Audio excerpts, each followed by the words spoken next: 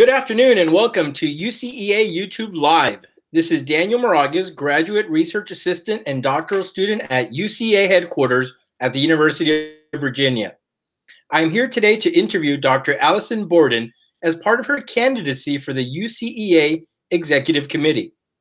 Today, listeners will be learning from Dr. Borden, Associate Professor of Educational Leadership at the University of New Mexico. Her domestic agenda includes evaluation of leadership preparation programs, while her international research focuses on building-level leadership in Latin America and democratic schooling. Welcome, Dr. Borden. Let's begin with the first question. Thank you, Daniel. Sorry, jumped in there too soon. Thank you very much. No problem. Okay. Please tell us about your background and your work as it relates to UCEA's mission and goals. Sure, I'd be happy to do that. So the first thing I wanted to do was just remind everybody, because we take for granted what the mission is. Our mission is to advance the preparation and practice of educational leaders for the benefit of schools and children. So in thinking about that mission, I see many connections between my background and the mission. So prior to becoming a professor, I had a 25-year career in K-12 education. And during that time, I was a teacher, a principal, bilingual program director. And no matter what I was doing during that time, I thought a lot about how I was and how I was not prepared for the work that I did. So when I decided I wanted to repurpose and refocus, I opted to complete a doctoral degree that I hoped would prepare me to be a faculty member in a leadership preparation program. And that is exactly what happened. So I completed my doctoral program, and then I sought a position as a professor in an ed-lead prep program. So my goal then and still is to be part of a community of learners and leaders to prepare the next generation of principals and other educational leaders so that we can do a better job of meeting the needs of our children, families, schools, and communities. And what I find in my background that helps me a lot with the work of UCEA and hopefully as a member of the EC is that I can draw on substantial experience in schools, of course the literature, and especially my colleagues' expertise as we work together here at the University of New Mexico, because we're trying to build and deliver relevant curriculum for aspiring leaders who will meet the needs of the many diverse communities that we have here in New Mexico. Thank you. You have served for several years as a plenary session representative. Tell us about your engagement in UCEA's governance. Sure, be glad to. I first became a PSR in 2006. So I believe I am right now the longest continuously serving plenum rep, because I've served every year since 2006, and this year, 2018, will be my 13th plenum. So when I first started, I was pretty uncertain about what a PSR actually did, but I was very fortunate that I had some excellent mentoring, and people who had a little more experience and a lot more experience than I did helped me understand what it meant to be on the plenum and what it meant to represent the faculty here at the University of New Mexico. And so since that time, since 2006, I've had the opportunity to be involved at what I'll call the grassroots level. So that means I've attended all the plenum sessions. I've always been an active participant in the plenum sessions. I always make sure that I respond to requests for information from the EC and from headquarters. And I've been involved on some subcommittees and some ad hoc committees that we constituted or that we worked on in the plenum over the last many years. I'm thinking in particular, for example, we had a couple of years where we worked on an appreciative inquiry to try to understand better what our strengths were as an organization, and then, where were the places that we wanted to grow.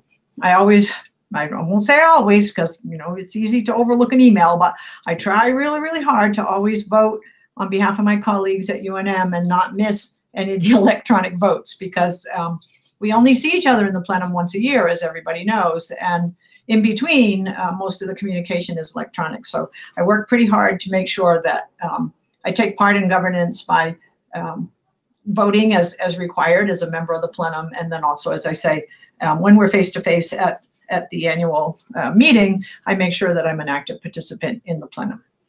Thank you. You're welcome. In what other ways have you been engaged in UCEA? Oh my goodness. Well, one of the things that came to mind when I was thinking about this question, I've been a plenum partner for new PCRs. I can't even think how many times at this point. It's been many times that I've been a plenum partner. And, you know, it's been a real privilege to serve in that capacity, because as I've gained experience over time in the plenum, it's really a joy to sit with a person who's in the plenum for the first time, or maybe coming back to the plenum after being away for some time, so that I can help that person negotiate the processes and procedures and make sure I introduce that person to others at the plenum and others at the conference too. So through that work, through being a plenum partner, I've made a lot of new connections, friends across universities and programs. So that's been a pretty important part of how I've been engaged in UCA. Another really, for me, significant piece of the work that I've done in terms of being engaged with UCA was I was on the UCEA LTEL SIG task force from 2006 through 2015.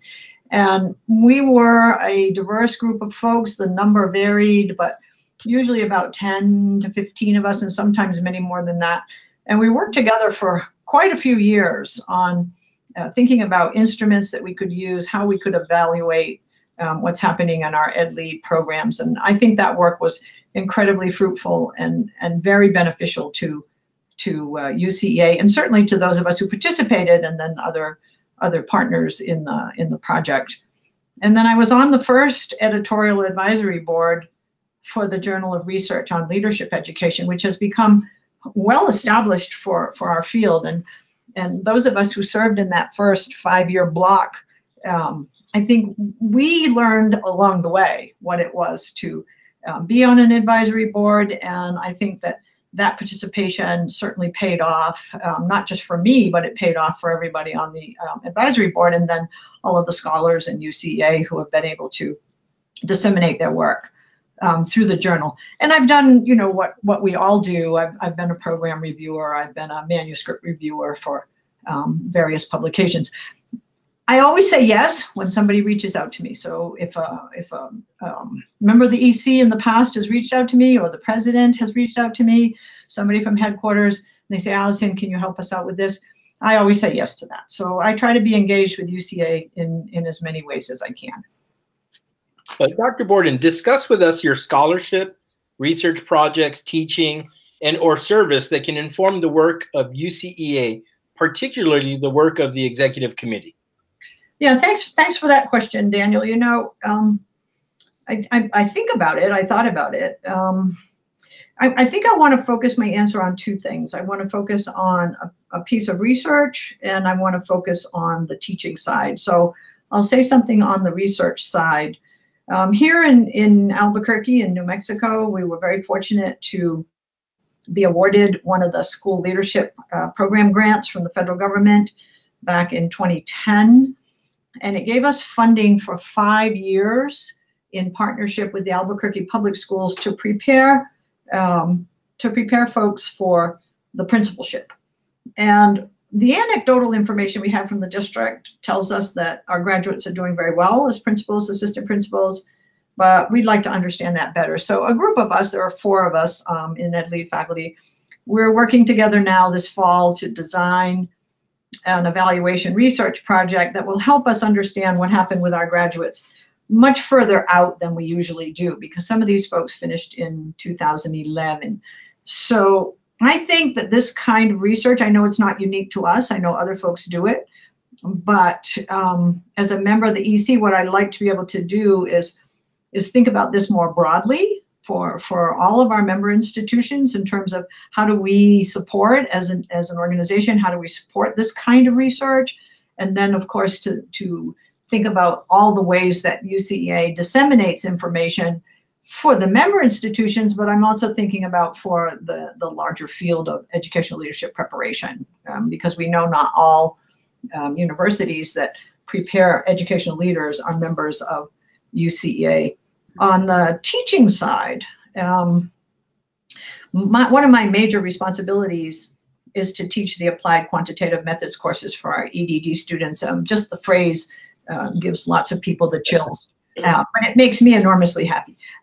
So in this era of what we call big data, machine learning, and some of the other advances that we have in quantitative methods and analyses, I'd like to see how the EC can look at this systematically across our institutions. I noticed that there's going to be a critical conversation networking session in this year's program that's going to lead a discussion about improving how we teach quantitative methods for aspiring leaders. And my goal is to attend that session no matter what, but also to think about how do we take this to a larger scale? In other words, how do we as member institutions through the EC and through our dissemination work, how do we take this into the field? How do we talk about this?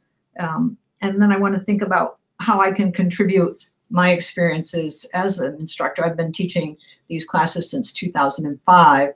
How can I contribute my experiences and ideas to that conversation? And then think about how can the EC think about how we prepare people to be professors. So what does it look like in our programs as member institutions? What does it look like to prepare future professors who can also perhaps teach applied quantitative methods? So those two areas are kind of big for me in terms of thinking about how my work, my current work, could connect to possible activities on the EC. Okay. And that does bring us to our final question. Sure. Share the reasons why you have chosen to run for UCEA Executive Committee and your vision for the future of UCEA.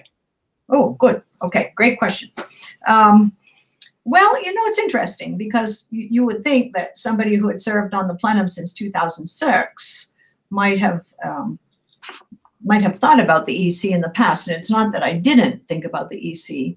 I did, but I didn't feel that I had enough understanding, enough experience early on. And then as time went by, I didn't think about being on the EC at all. So when I was approached by the nominating committee and they asked me if I would consider running, I thought, yeah, okay, I think I could do that at this point in my career. I think I'd like to be able to contribute to the organization in a different way.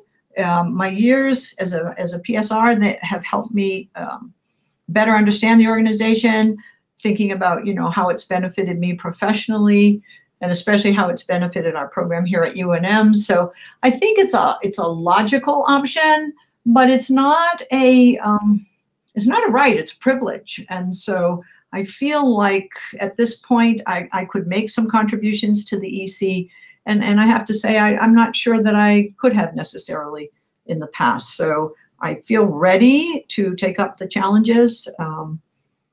I became aware of UCEA in the late 1990s when I was a doc student. Wow. But I wasn't directly involved with UCEA because the university where I earned my degree was not and is still not a member institution. But of course, I was aware of UCEA. So as I look at us now as where we are, because I've seen how the organization has changed over the years, we're at a juncture in some ways. We're about to have a leadership transition in the executive director's position.